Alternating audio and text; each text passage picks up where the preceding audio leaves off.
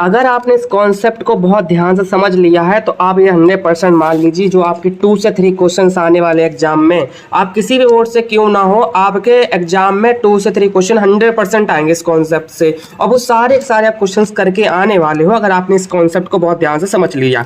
ठीक है, तो आज हम लोग क्या समझने वाले हैं इसको देखेंगे। सबसे पहले हम रिलेशन देखने वाले हैं जीरोज और कोएफिशिएंट ऑफ पॉलिनोमियल। ठीक है, और उसके साथ हम यहाँ पर देखने वाले हैं कि जो यहाँ पे जो क्वाड्रेटिक पॉलिनोमियल है, ठीक, उसको कैसे फाइंड करेंगे अगर आपको जीरोज दिया जाए। यहाँ से जो क्वेश्चन आंसर थे वो 100% आपके आते हैं, ये बात बिल्कुल मान के चलिए। आपके यहाँ से क्वेश्चन 100% आने वाले हैं, तो वो एक भी क्वेश्चन आप मिस ना करो, इसलिए इस कॉन्सेप्ट को भी जरूरी से समझना है। ठीक है, साथ में हम लोग एग्जाम्पल्स भी देखने वाले, जो भी आपके एनसीईआरटी एग्जाम्पल आपको दिए गए हैं वो सब के सब हम लोग देखने वाले हैं। तो लास्ट तक वीडियो को वॉच करना है ताकि आपको A to Z हर एक चीज़ आपको समझ में आ सके। लेकिन उससे पहले कि मैं आपको वार्निंग दे दूं, अगर आपको जीरोज के बारे में नहीं पता है, आपको पॉलिनोमियल के बारे में नहीं पता, आपने एक्सरसाइज 2.1 भी कंप्लीट नहीं की है, तो पहले आप उसको कंप्लीट कीजिए। उसको कैसे कंप्लीट करेंगे, तो आप डिस्क्रिप्शन बॉक्स में जाइए, या हो सकता है आपको आई बटन में लिंक दिख रही होगी, ना दिख रही कोई दिक्कत नहीं है, आप डिस्क्रिप्शन बॉक्स में जाइए, वहां पर आपको लिंक मिल जाएगी कॉन्सेप्ट क्लास की, तो आप पहले उसको कंप्लीट कीजिए,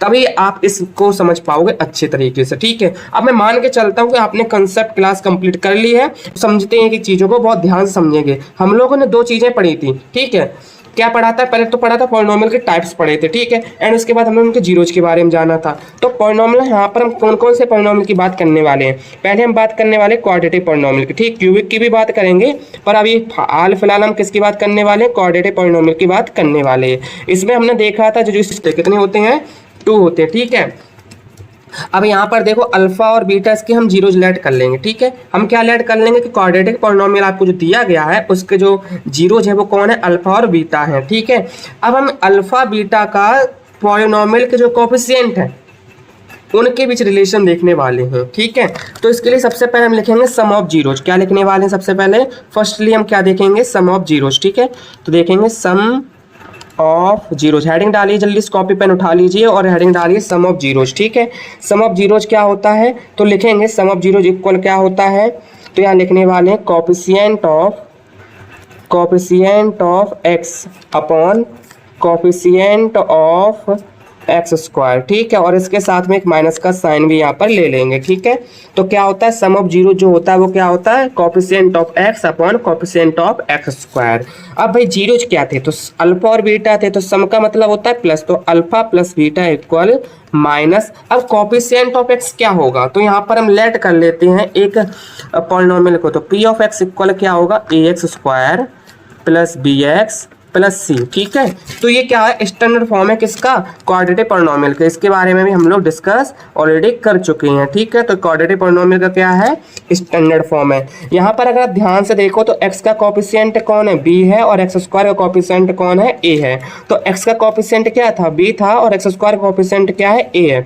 इस तरह से हमारा फर्स्ट फॉर्मूला बन गया alpha plus beta equal minus के बी अपॉन ए। तो क्या याद रखेंगे, alpha plus beta equal minus के बी अपॉन ए। अब हम इसके बाद क्या देखने वाले हैं, अब हम देखने वाले प्रोडक्ट ऑफ जीरोज। ठीक है, क्या देखने वाले बताओ भैया, प्रोडक्ट ऑफ जीरोज देखने वाले हैं। ठीक है, तो प्रोडक्ट ऑफ जीरोज क्या होता है, तो यहाँ हम लोग लिखने वाले हैं, यहाँ पर लिखेंगे कोएफिशिएंट ऑफ, सॉरी यहाँ कांस्टेंट होता है, यहाँ लिखेंगे कांस्टेंट अपॉन कोएफिशिएंट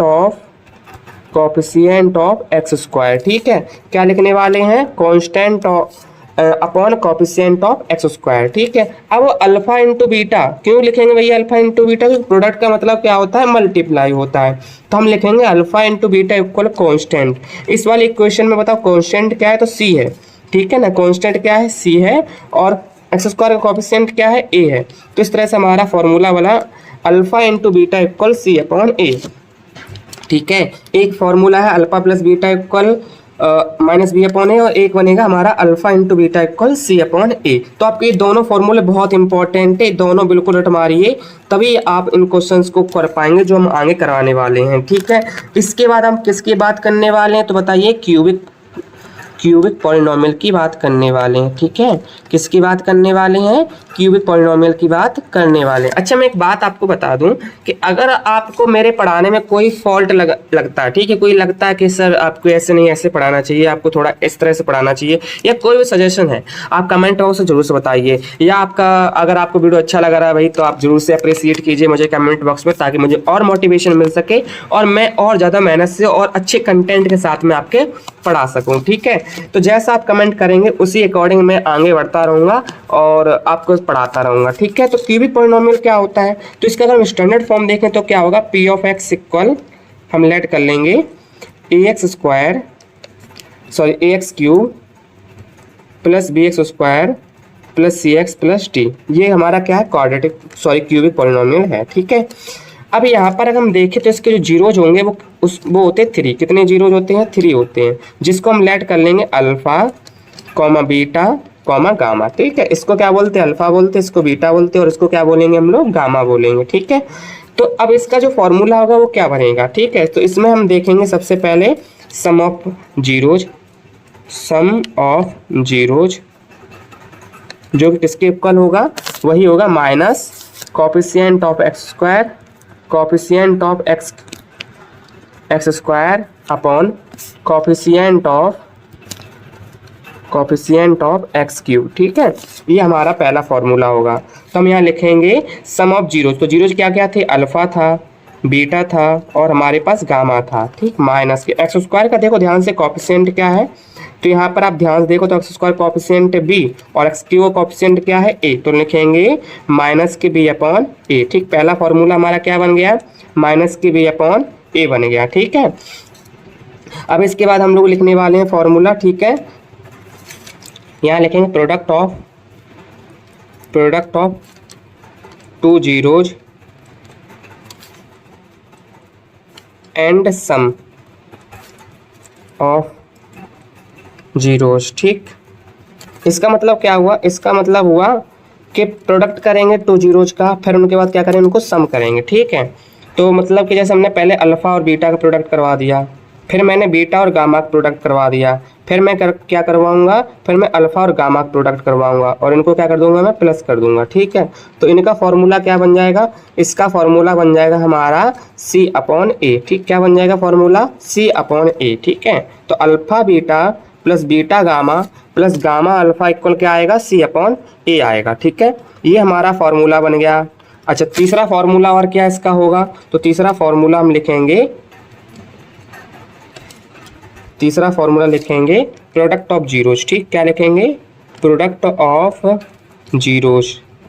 वो क्या होगा? प्रोडक्ट ऑफ जीरोज क्या होगा? तो यहाँ लिखेंगे अल्फा इंटू गामा इक्वल होगा माइनस के डी अपॉन ए। ठीक है, क्या होगा? Alpha into gamma equal minus के डी अपॉन ए। ठीक है, क्या हो जाएगा? Alpha into beta into gamma equal क्या हो गया? माइनस के डी अपॉन ए। तो टोटल 3 फॉर्मूले होंगे क्यूबिक में और 2 फॉर्मूले होंगे किसमें? क्वाड्रेटिक में।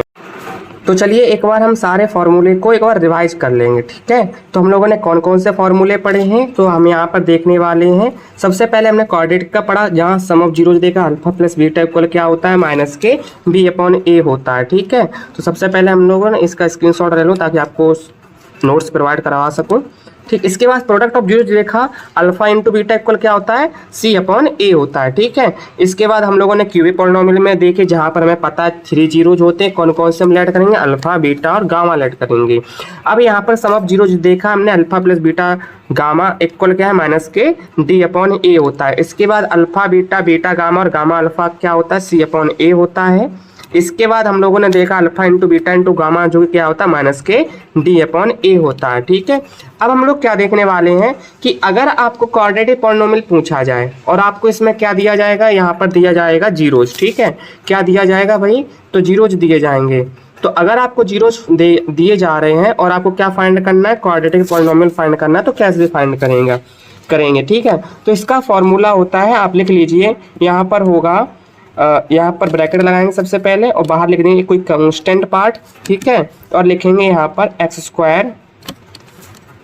ठीक है, उसके बाद लिखेंगे माइनस एक्स, ब्रैकेट में लिखेंगे यहाँ पर अल्फा प्लस बीटा, या बोल सकते हैं सम ऑफ जीरोज। ठीक है, प्लस अल्फा इंटू बीटा यानी कि प्रोडक्ट ऑफ जीरोज। ठीक, क्या लिखेंगे फॉर्मूला, इसको अगर लैंग्वेज में लिखना चाहें तो यहाँ पे लिखेंगे एक्स स्क्वायर माइनस का एक्स सम ऑफ जीरोज। ठीक, क्या लिखेंगे, सम ऑफ जीरोज और प्लस प्रोडक्ट ऑफ जीरोज। ठीक है, क्या लिखेंगे, प्रोडक्ट ऑफ जीरोज। ठीक, ये आपका फॉर्मूला होता है जब आपको क्वाड्रेटिक पॉलिनोमियल फाइंड करना और जीरोज दिए जाएं। ठीक है, तो जो भी आपको जीरोज दिए जाएंगे हम उनको एक बार ऐड करेंगे, एक बार मल्टीप्लाई करेंगे और उनको इस फॉर्मूले रख देंगे और हमारी वैल्यू, हमारा आंसर आ जाएगा। के क्या है, तो के कांस्टेंट पार्ट है। ठीक है, क्योंकि किसी पॉलिनोमियल में अगर सेम कांस्टेंट पार्ट से क्या करवाते हैं, मल्टीप्लाई करते हैं तो एक न्यू पॉलिनोमियल बन जाता है। इस वजह से कांस्टेंट पार्ट को बाहर रखा जाता है कि हो सकता है भाई आप कभी किसी ने 2 का किसी ने 3 का मल्टीप्लाई करवा दे तो एक नया पॉलिनोमियल बन जाएगा। ठीक है, फिर तो डिसाइड ही नहीं हो पाएगा भाई किसका सही है, इसलिए कांस्टेंट पार्ट के को बाहर रख दो, तो आपकी जिसकी इच्छा हो उसके मल्टीप्लाई करा दीजिए, कोई प्रॉब्लम की बात नहीं है। ठीक है, तो इस तरह से ये हमारा होगा किसका फॉर्मूला, क्वाड्रेटिक पॉलिनोमियल का फॉर्मूला जब हमें जीरोज दिए जाए। ठीक है, अब हम लोग एग्जाम्पल के थ्रू क्वेश्चंस को समझेंगे, जो भी हमने कॉन्सेप्ट को पढ़ा है अब हम उनको एग्जाम्पल थ्रू समझेंगे ताकि उनको हम सॉल्व कर पाएं और आराम से क्वेश्चंस को कर पाएं। ठीक है, तो चलिए तो समझते हैं कि क्वेश्चन को बहुत ध्यान से। ओके, तो सबसे पहले क्या दिया गया है आपको वो देखते हैं। यहाँ पर दिया एग्जाम्पल दिया है, ये एग्जाम्पल नंबर 2 आपके एनसीईआरटी का है। इसमें लिखा है find the zeros of quadratic polynomial x square plus 7x plus 10 and verify the relation between the zeros and the coefficient.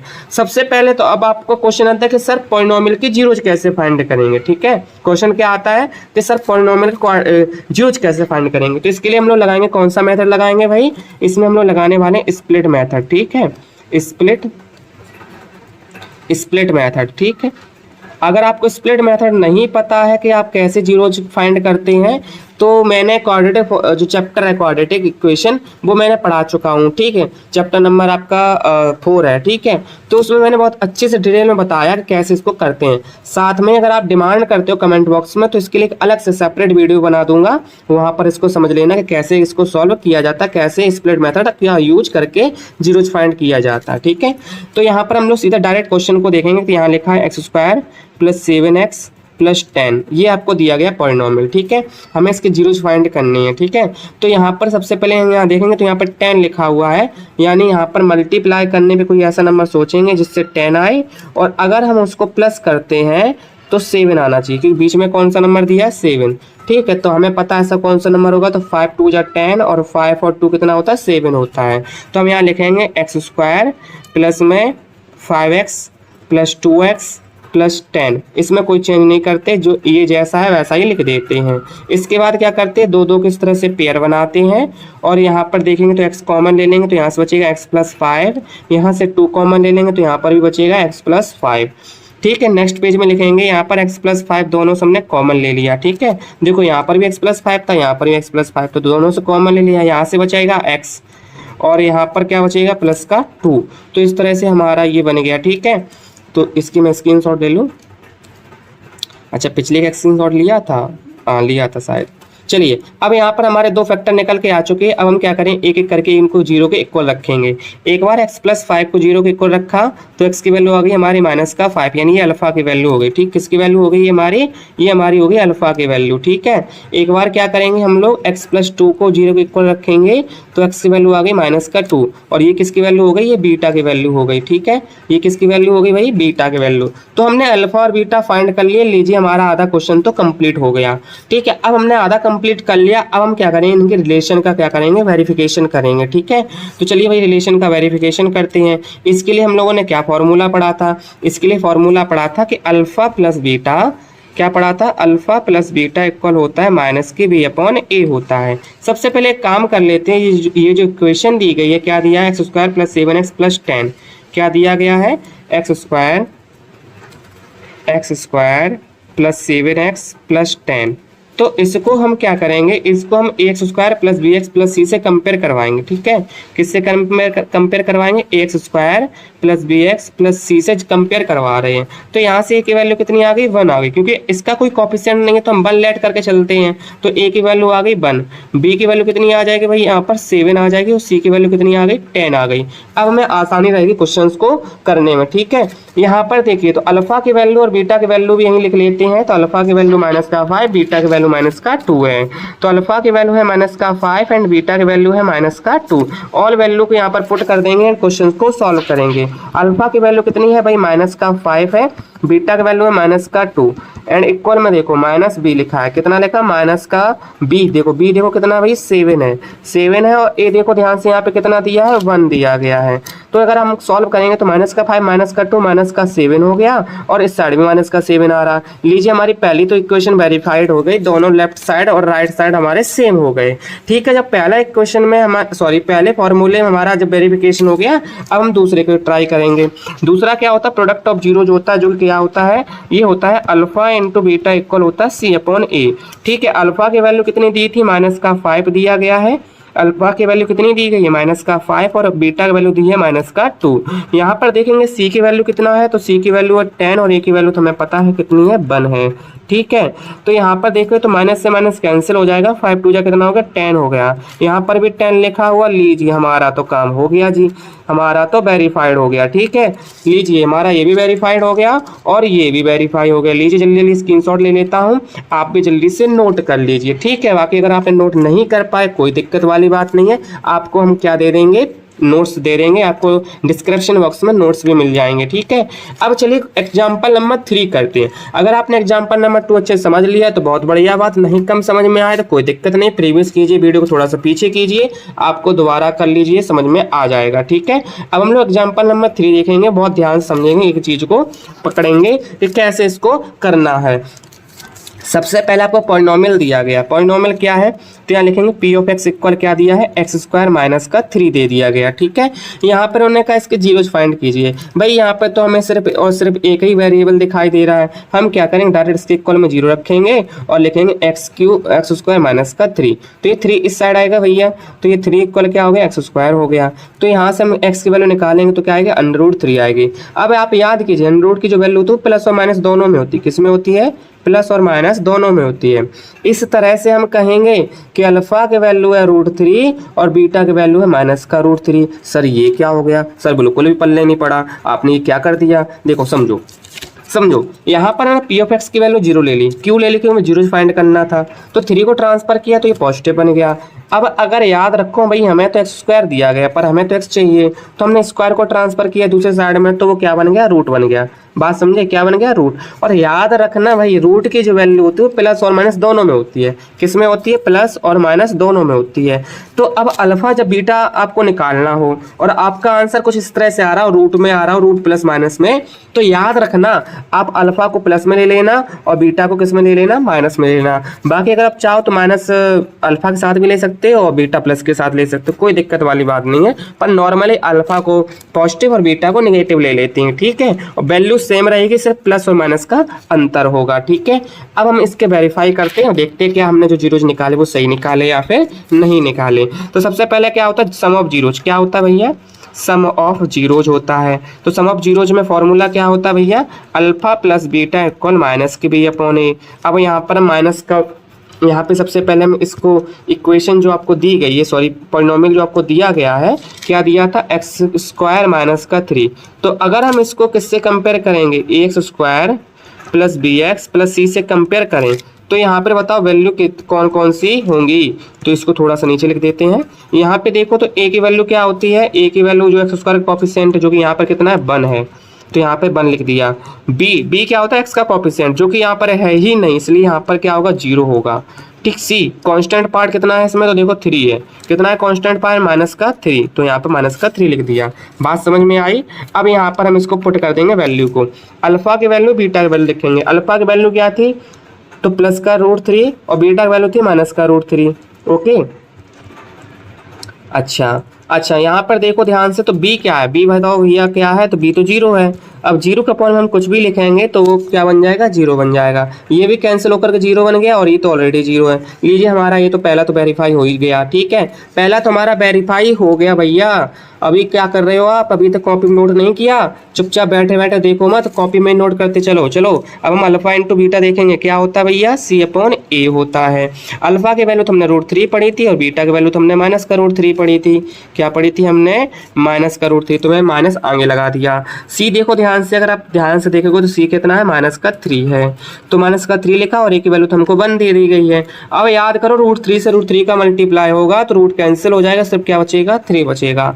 आगे क्या लिखा है? माइनस का 3 और यहाँ पर भी माइनस का 3 है। लीजिए ये भी हमारा वेरीफाई हो गया। ठीक है, फिर से सुन लो ध्यान से, अगर हम √a का मल्टीप्लाई √a से होता है तो वो a बन जाता है, उसका रूट क्या हो जाता है? कैंसिल हो जाता है। ध्यान रखना वेरिएबल, ध्यान रखना कांस्टेंट कैसा होना चाहिए? सेम होना चाहिए, ऐसा ना हो कि यहाँ a और यहाँ पर b हो। ठीक है, चलिए तो याद रखना, तो यहाँ तो इस तरह से हम इसको अरेंज किए दे रहे हैं और ये लीजिए, ये तो आपका काम हो गया। मुझे तो याद नहीं मैंने कहाँ तक स्क्रीनशॉट लिया था, मैं स्टार्टिंग से लिए ले रहा हूँ। ठीक है, ओके, सो स्क्रीनशॉट ले लूँ ताकि आपको नोट्स मिल सके। ठीक है, चलिए तो ये भी हमारा वेरीफाई होगा। हम लोग कौन सा क्वेश्चन नंबर 4 देखने वाले हैं? ओके, कौन सा क्वेश्चन नंबर 4 देखने वाले हैं? ये क्वेश्चन नंबर जो 4 दिया गया है, इसमें इन्होंने क्या बोला है? देखो ध्यान से, इन्होंने कहा है कि अगर क्या हो कि हमें जीरोज दिए जाएं। कौन कौन से जीरोज हैं भैया? एक है माइनस का 3 और दूसरा, अच्छा यहाँ थोड़ा सा इन्होंने गेम चेंज कर दिया। यहाँ देखो क्या लिखा, सम एंड प्रोडक्ट ऑफ जीरोज, यानी यहाँ पर ना गड़बड़ हो जाता। क्या गड़बड़ हो जाता कि हम इसको अल्फा मान लेते हैं -3 को और इसको बीटा मान लेते, तो क्वेश्चन को खत्म कर देते भाई, और क्वेश्चन हो जाता है रॉन्ग। क्वेश्चन को ध्यान से पढ़ेंगे, यहाँ लिखा सम, यानी भाई साहब पहले से ही सम दे रखा है कि अल्फा प्लस बीटा बराबर क्या दे रखा है? -3, और प्रोडक्ट क्या दे रखा है? अल्फा इंटू बीटा इक्वल दे रखा है 2। ठीक है, तो हमें कुछ करने की जरूरत नहीं है, पहले से इन्होंने दे रखा है।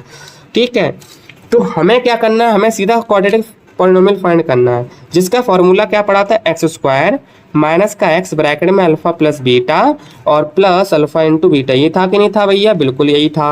अब रखो सीधा वैल्यू करेंगे सॉल्व और उड़ा देंगे उस क्वेश्चन को।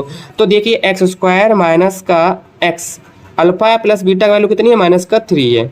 ठीक है भैया, कितना है? -3 है। ठीक है, अच्छा, और अल्फा इंटू बीटा का वैल्यू कितनी है? 2 है। अब अगर ध्यान से देखो भाई, तो ये माइनस और ये वाला माइनस क्या बन जाएगा? प्लस बन जाएगा। तो नेक्स्ट लिखेंगे x² प्लस का 3x और प्लस का 2।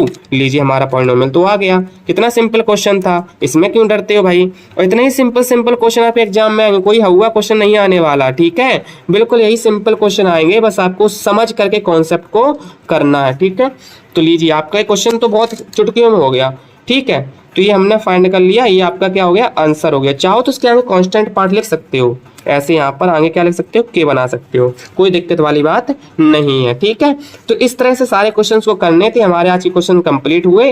अब हम लोग क्या करेंगे? नेक्स्ट वीडियो में हम लोग एक्सरसाइज 2.2 करेंगे। ठीक है, एक्सरसाइज कौन से करने वाले? 2.2 करने वाले हैं। तो कॉन्सेप्ट अगर आपने अच्छे समझ लिया तो एक्सरसाइज करने में कोई दिक्कत नहीं हो गई। मैंने 3 एग्जाम्पल करवाए हैं। ठीक है, आपको चीज़ जल्दी समझ में आ जाती है तो आप 100% आप एक्सरसाइज के क्वेश्चन कर पाओगे। ठीक है, बाकी थोड़े सा कमजोर टाइप को आपको मैं थोड़ी कम समझ में आती है। ठीक, मैं आपकी बुराई नहीं कर रहा हूँ। ठीक, मैं बस बता रहा हूँ, हर टाइप बच्चे होते हैं। ठीक है, तो अगर आप थोड़े से कमजोर टाइप के हो, आपको थोड़ी मैथ कम समझ में आती है, कोई दिक्कत वाली बात नहीं है। नेक्स्ट वीडियो हम लोग एक्सरसाइज 2.2 भी कर लेंगे, लेकिन आपको एक काम करना होगा, सभी दोस्तों तक भाई वीडियो को शेयर करना होगा।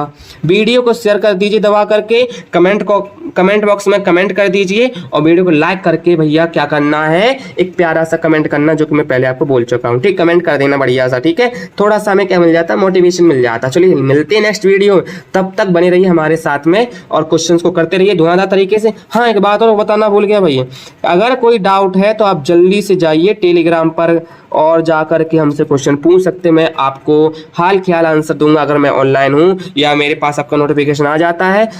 जैसे ही मेरे पास नोटिफिकेशन आएगा मैं सबसे पहले आपका सारे काम छोड़कर आपका आंसर दूंगा। ठीक है, आप बिल्कुल चिंता मत कीजिए, आपको बिल्कुल फील नहीं होने दूंगा कि आप ऑनलाइन पढ़ रहे हो। ठीक, बिल्कुल ऑफलाइन वाला फील आएगा। ठीक है, चिंता मत करिए। चलो मिलते हैं नेक्स्ट वीडियो में, तब तक के लिए जय हिंद, जय श्री कृष्ण, जय श्री राधे।